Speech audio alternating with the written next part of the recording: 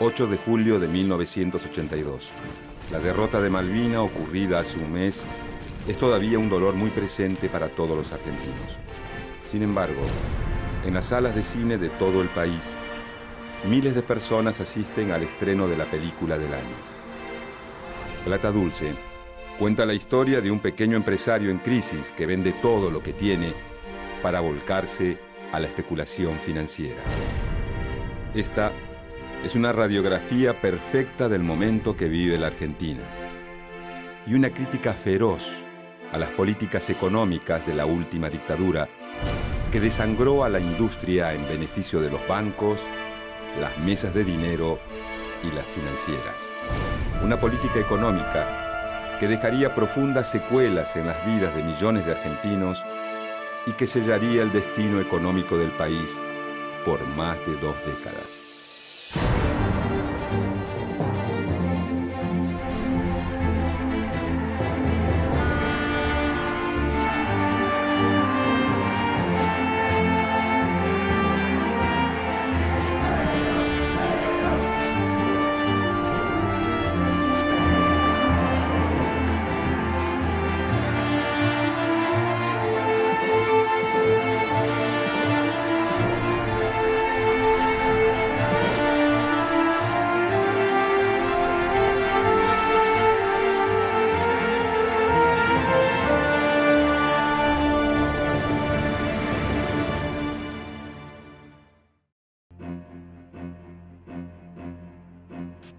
El 24 de marzo de 1976, un golpe de Estado derroca a la presidenta María Estela Martínez de Perón.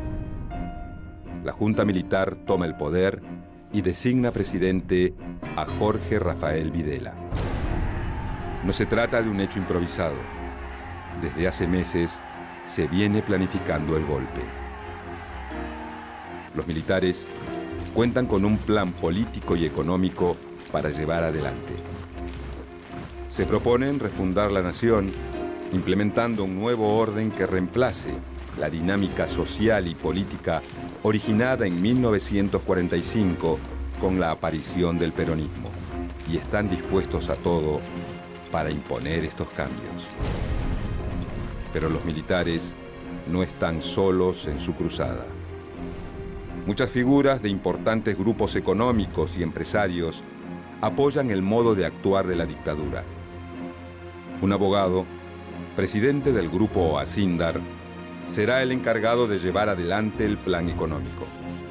Su nombre, José Alfredo Martínez de Hoz. Lo acompaña un equipo de hombres relacionados con el mundo de las finanzas y los capitales especulativos.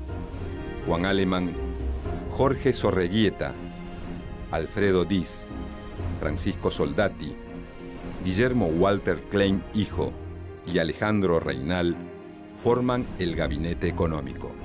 Se los conoce como los Chicago Boys, puesto que siguen las enseñanzas del norteamericano Milton Friedman, padre del neoliberalismo.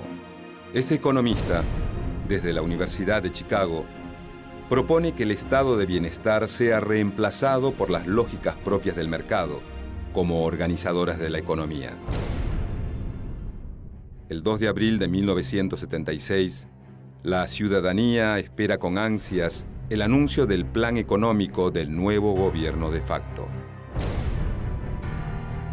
El ministro Martínez de Hoz, durante 2 horas, le habla a la sociedad. Me corresponde asumir la responsabilidad del Ministerio de Economía de la Nación en el curso de una de las peores crisis económicas que ha padecido nuestro país, quizás la peor.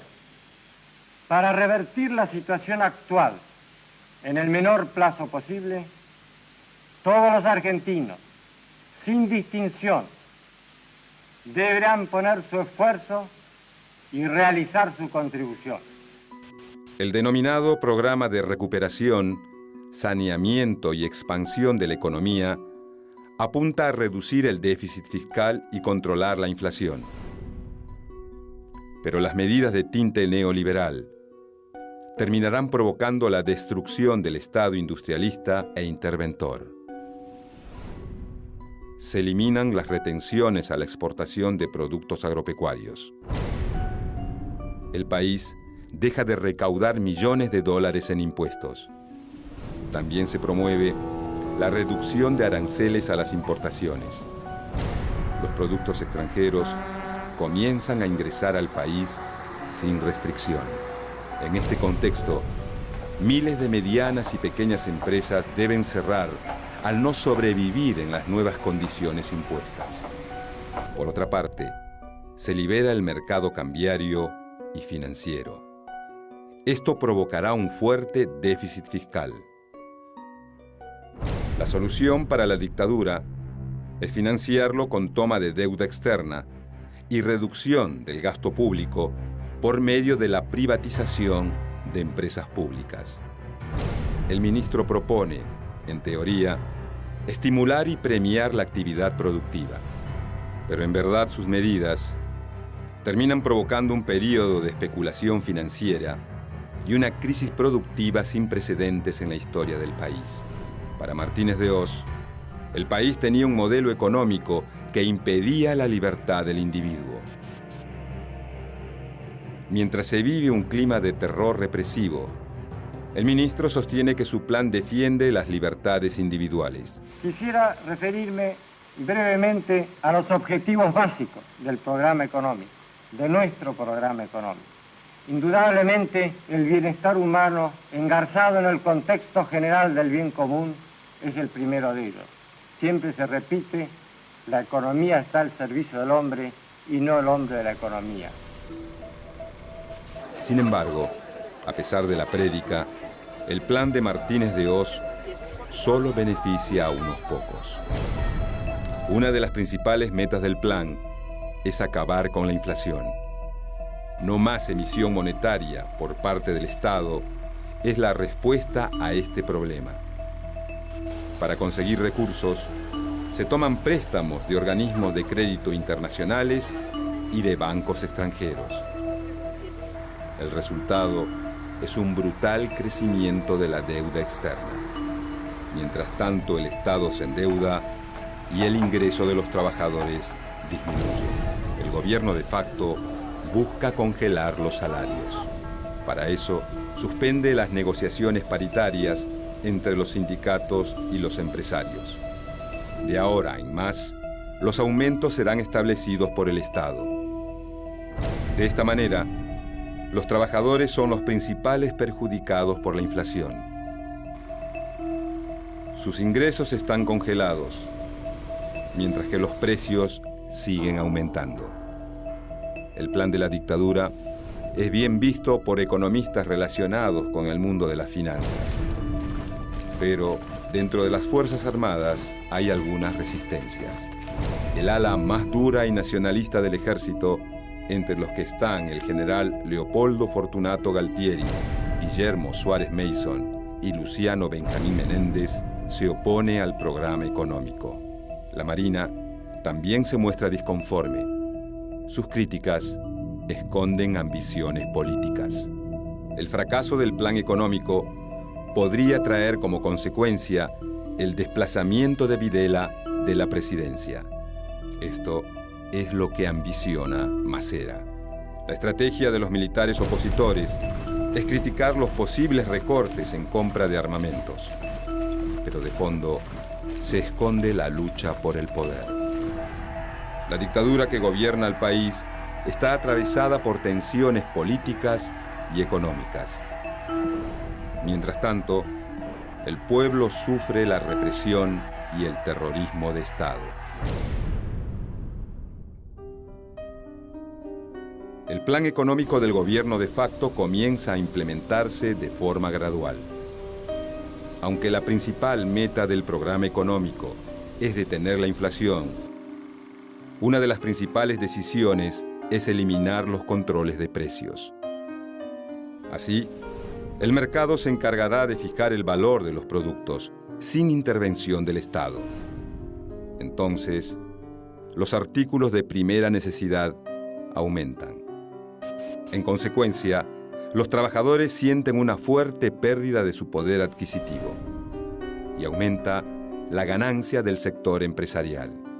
Pero además, la dictadura decide aumentar los precios de los servicios públicos.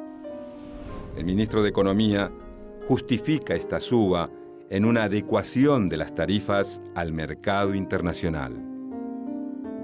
Pero el hecho de que se congelen los salarios significa costos bajos para empresas que ya gozan de ingresos altos. El equipo económico también apunta a una mayor apertura al mercado internacional. Para eso, se dejan sin efecto las restricciones a las importaciones. Según Martínez de Hoz, la industria argentina se verá favorecida por la competencia internacional. Además, se deroga la ley de granos vigente desde 1973 y se libera la disponibilidad de divisas para la exportación. El propósito es alentar las exportaciones agrícolas, pero la medida también produce el encarecimiento de los alimentos a nivel local. El aumento de las exportaciones debe producir la llegada de millones de dólares con el objetivo de bajar las tasas de interés. Pero lo único que se logra es aumentar el capital destinado a la especulación en compra y venta de divisas con depósitos bancarios a corto plazo. Sin embargo, a pesar de todo, hacia fines de 1976, el plan económico de la dictadura encabezada por Videla parece exitoso. El gasto público es contenido gracias al derrumbe de los salarios y se logra un importante superávit comercial.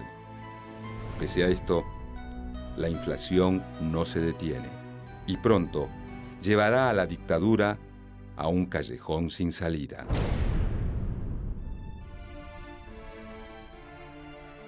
En mayo de 1977, el gobierno de facto encabezado por Videla anuncia una serie de medidas que terminarán perjudicando a miles de ahorristas y pequeños empresarios. Se anuncia entonces la reforma del sistema financiero. Se liberan las tasas de interés y se descentralizan los depósitos de las entidades extranjeras. Esto posibilita el ingreso indiscriminado de dinero desde el extranjero. El Estado pasa a ser el garante de los depósitos. En consecuencia, durante los siguientes 3 años, las entidades financieras se multiplican. Surgen locales en los barrios que buscan atraer a miles de pequeños ahorristas quienes son tentados por las altas tasas de interés. Pero existe un problema. El Estado garantiza pero no controla al sector financiero. El riesgo de perder todo es muy alto. Sin embargo, nadie parece prestar atención a eso. A los pequeños y medianos empresarios les conviene cerrar sus fábricas. Ganan más dinero con la especulación financiera que con el trabajo productivo. Los recortes en la emisión de moneda y el congelamiento de los salarios no dan resultados. Mientras muchos ganan con la especulación, el desempleo aumenta, la inflación no da tregua y corroe el poder adquisitivo de los asalariados. En mayo de 1978, el gobierno de facto intenta revertir la situación. Se decide que el valor del dólar sea ajustado por el mercado internacional de divisas. Martínez de Hoz cree que esto detendrá la suba de precios, pero sucede todo lo contrario. La inflación crece al 8% mensual.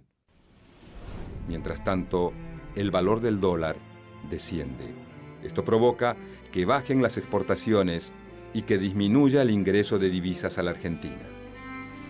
En 1979, al cumplirse 3 años del gobierno militar, la situación es grave. Al problema de la inflación se le suma el estancamiento de la producción industrial.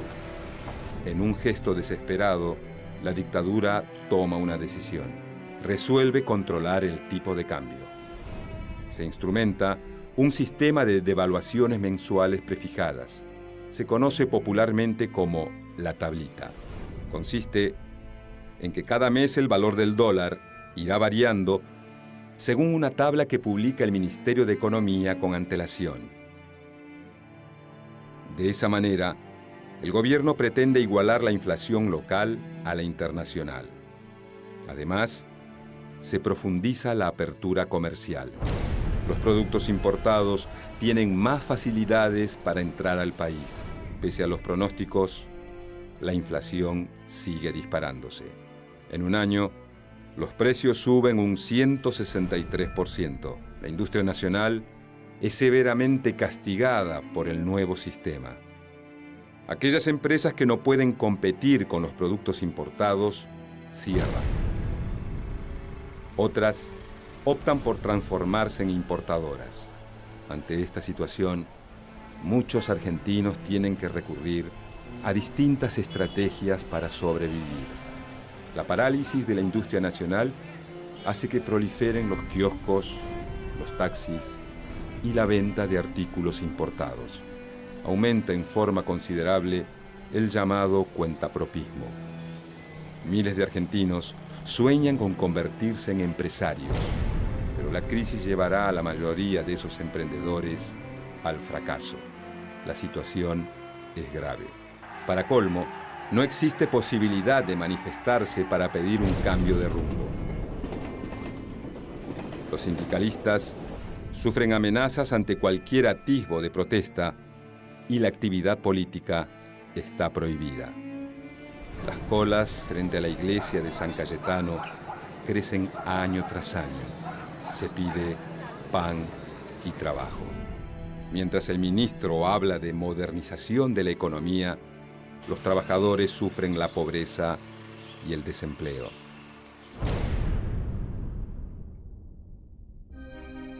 Para 1980, el país tiene un problema en la balanza comercial. El déficit llega a 519 millones de dólares. En busca de obtener divisas para sostener su plan, el gobierno de facto hace que las empresas estatales se endeuden en el exterior para luego transferir esos recursos al Tesoro Nacional. Como consecuencia, la deuda externa crece notablemente. El equipo de Martínez de Hoz, que sigue los lineamientos surgidos en la Universidad de Chicago, empieza a acusar a las empresas estatales de ser ineficientes. Se las culpa por ser responsables de los problemas de financiamiento del país. Se plantea entonces un proceso de privatizaciones, pero Martínez de Hoz no consigue el respaldo total de las Fuerzas Armadas. Macera, Galtieri y Menéndez, que aspiran suceder a Videla, se oponen. Sin embargo, el ministro consigue transferir hospitales y escuelas a las provincias para reducir el gasto público. Se intervienen las obras sociales y se reducen sus prestaciones. Por primera vez en 30 años, el acceso de los trabajadores a la salud se convierte en un problema. Además, la falta de controles por parte del Estado permite el florecimiento del trabajo en negro. La industria argentina vive tiempos dramáticos. Todos los días cierran fábricas y talleres.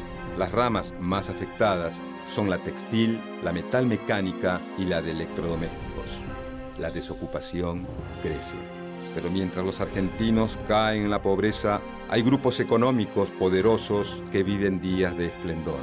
Se aprovechan de las reformas impuestas por el Estado y se dedican a la especulación utilizando una operación que se conoce popularmente como bicicleta financiera. Toman créditos en dólares en el exterior, ingresan el dinero en la Argentina cambiándolo a pesos y luego lo colocan en un plazo fijo con altas tasas de interés. Finalmente, vuelven a sacar el dinero del país y cancelan el crédito en el exterior. Este tipo de operaciones permite alcanzar ganancias del 150%.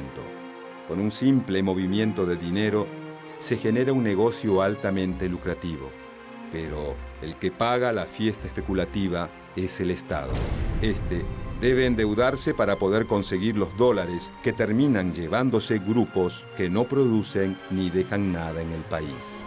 Para colmo, los ingresos en impuestos caen drásticamente, producto de la crisis y el crecimiento de la economía en negro. pero un cambio en la situación económica internacional terminará de complicar las cosas.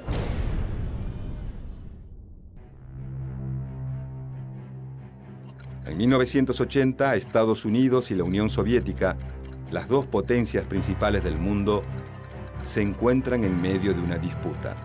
Dos modelos están en juego: el capitalismo y el comunismo. Con la llamada Guerra Fría, se gastan fortunas en producción de armas, preparándose para una hipotética Tercera Guerra Mundial. Esto lleva a que el déficit fiscal de los Estados Unidos alcance límites impensados.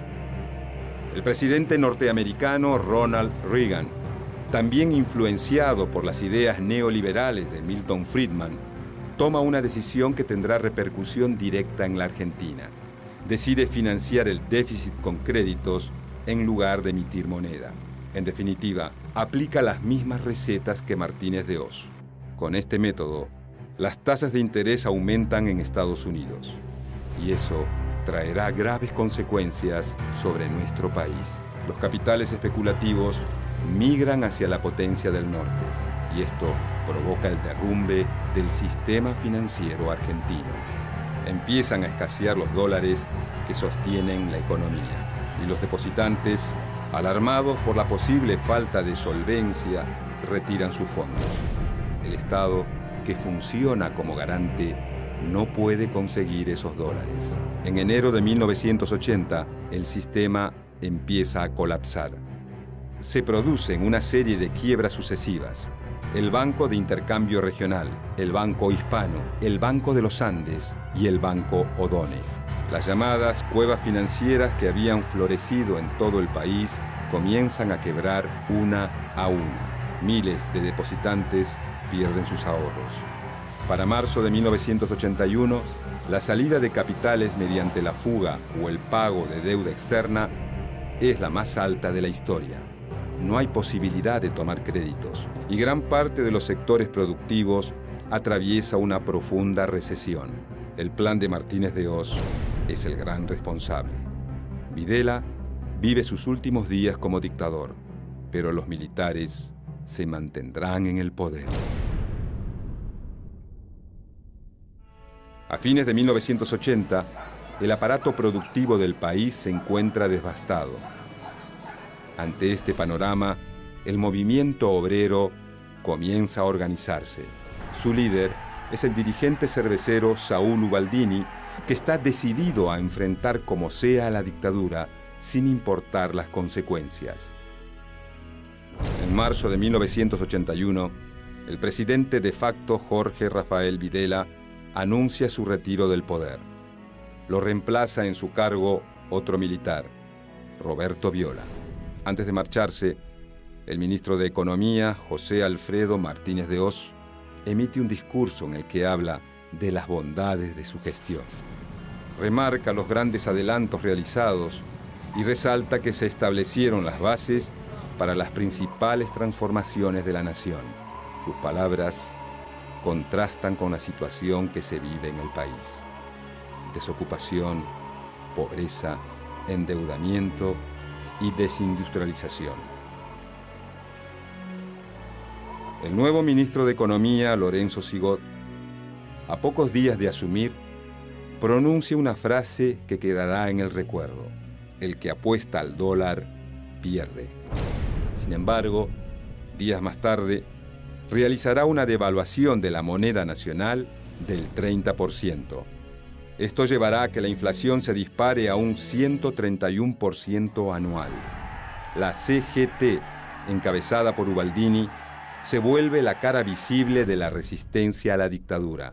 El 7 de noviembre de 1981, organiza una multitudinaria marcha hacia la parroquia de San Cayetano bajo el lema Pan, Paz y Trabajo. Esta es la primera manifestación pública de rechazo a la dictadura militar y su política económica. El final de la dictadura se acerca. La gestión de Martínez de Oz deja al Estado en una grave situación financiera. Durante 1982 y 1983, La dictadura intenta gestionar la crisis. Busca soluciones a corto plazo para frenar la inflación, pero no tiene éxito. En 1983, en medio de una grave crisis económica, se abre una esperanza. Se produce el ansiado regreso de la democracia. Raúl Alfonsín asume el poder y se enfrenta a un desafío: desarmar el modelo económico instaurado por los militares. Pero sus intentos son inútiles. El contexto internacional es adverso a la Argentina. Las ideas neoliberales se imponen en el mundo. Además, Alfonsín debe enfrentarse a los grupos económicos que se consolidaron en los últimos años. El final de este proceso fue la hiperinflación con la que concluyó el gobierno radical en 1989. Ese es el prólogo a la vuelta del neoliberalismo. Durante el gobierno de Carlos Menem, el mercado vuelve a tener potestad para todo. Domingo Felipe Cavallo es el ministro encargado de retomar las ideas de Martínez de Hoz. Los grupos económicos que pisaron fuerte durante la dictadura salen ganando otra vez.